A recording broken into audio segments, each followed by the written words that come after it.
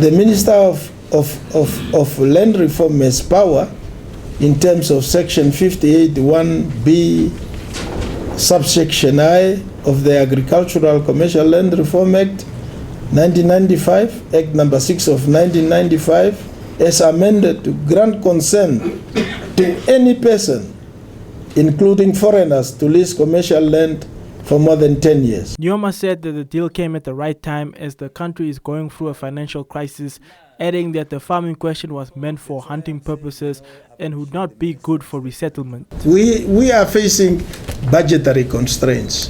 When these farms were offered to the state, we issued a waiver because they were hunting farms and not farms suitable in our own view for resettlement. They were hunting farms. And that's why we said, and at that particular time, our budget was completely exhausted. So we issued the waiver to the farmers to sell.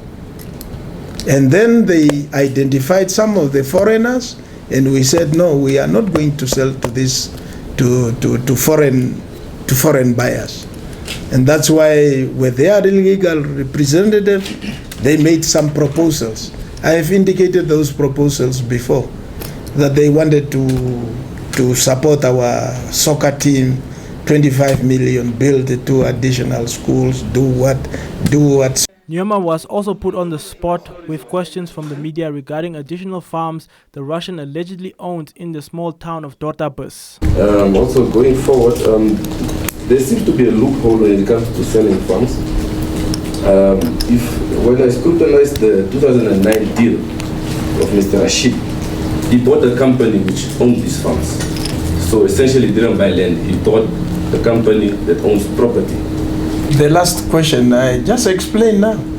When those farms, when we issued a waiver because we did not have a budget.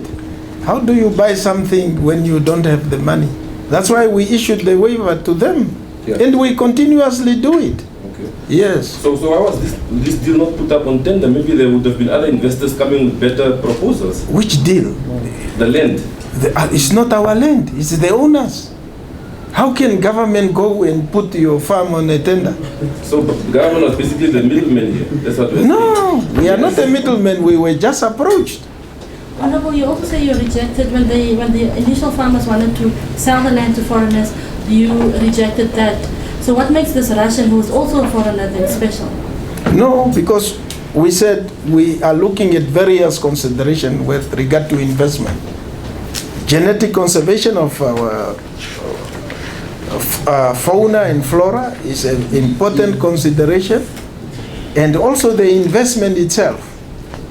The man has already invested over 1 billion in he referred to that, to the lodge, what did you say? Yeah, that is the lodge which he owns now. It is valued over 1 billion. And we consider those important considerations. Meanwhile, on the same topic, the Landless People's Movement LPM leader Bernardo Swartboy said that a property owned by an individual for more than 10 years is indirectly a transfer of ownership. A lease agreement signed which exceeds 10 years must be registered in the deeds office. There must be a surveyed plan. Why is this? And this is the issue. Why should it be registered in the deeds office? Why should there be a survey plan? It is because any transfer of land in this country that is longer than 10 years is considered to be transfer of a real right. Now that's law. In English, it is said it is transfer of ownership. Purchase the land and is said to have donated the land to the state. That's fine. But the state then signs an agreement for 99 years, which basically means they have transferred back the real right to the purchaser who donated the land.